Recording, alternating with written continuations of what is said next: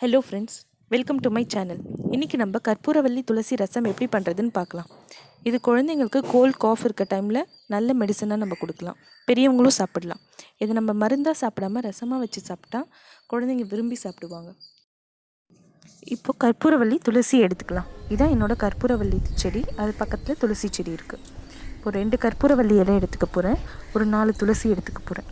ரெண்டுமே ஈக்குவல் அமௌண்ட்டாக இருந்தால் தான் ரசம் நல்லா டேஸ்ட்டாக இருக்கும். 2 கற்பூரவள்ளி எடுத்துக்கிட்டேன். ஒரு 4 துளசி, ரெண்டுமே சம அளவு இருந்தால் கொஞ்சம் நல்லாயிருக்கும். எடுத்தாச்சு.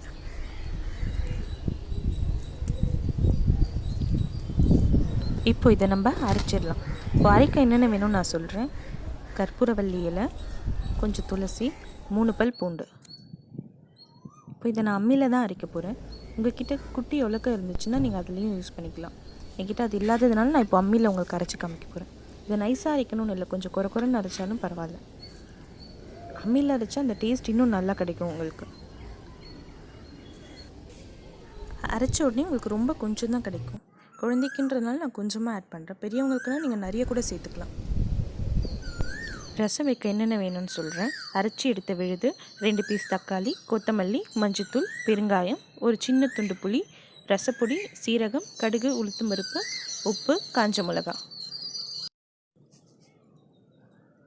இப்போ ஒரு பாத்திரத்தில் நான் 1 ஸ்பூன் நெய் விட்டுக்கிறேன். அதில் நான் அரைச்சி எடுத்த விழுதை நல்லா வதக்கிக்கிறேன். அதோட காரத்தன்மை கொஞ்சம் குறையும். நான் குழந்தைங்களுக்கு கொடுக்கறதுனால ரொம்பவும் காரமாக வச்சுக்கிறேன்.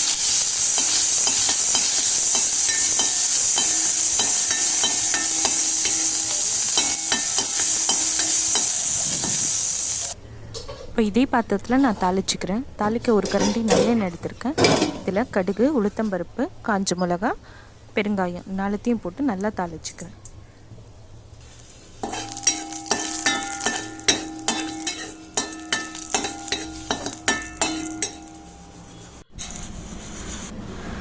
இப்போ ஒரு பாத்திரத்தில் புளியை நான் ஊற வச்சுருக்கேன்.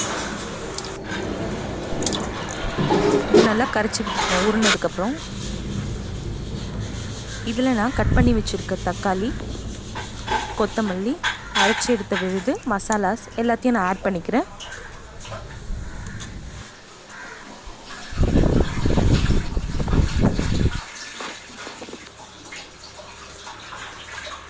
இது நல்லா கை வச்சு கரைச்சி விட்டுக்கோங்க. கரைச்சி ஒரு 10 மினிட்ஸ் விட்டிங்கன்னா நல்லா ஊறும்.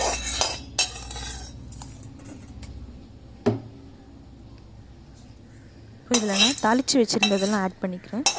ஆட் பண்ணி இது எல்லாத்தையும் கலக்கிட்டு இப்போ நான் ஸ்டவ் ஆன் பண்ண போகிறேன்.